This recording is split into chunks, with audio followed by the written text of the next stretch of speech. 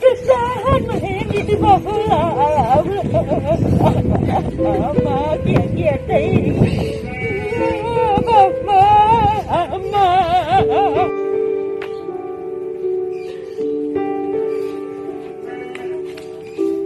panarikan lah wai pangepikan lah teman-teman nangis nangis tadi oke jangan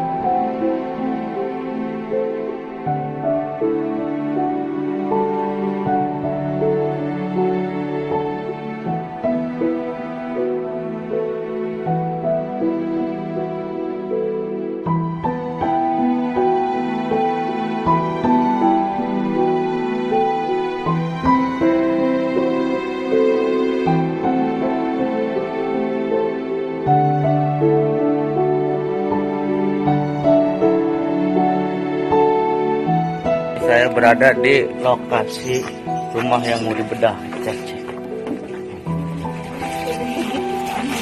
Sampai nangis-nangis ya, dapat bantuan dari pemerintah.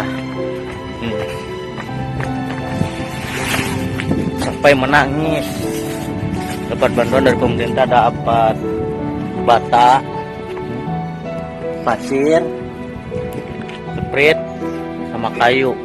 Mengapa yang punya rumah menangis? Karena memang untuk mengerjakan ini nggak ada biaya. Ini bagaimana seperti apa sih sistemnya gitu, ngasih bahan-bahan material gitu ya ke kaum yang membutuhkan, tapi tidak dengan apa dananya, kan aneh juga tuh.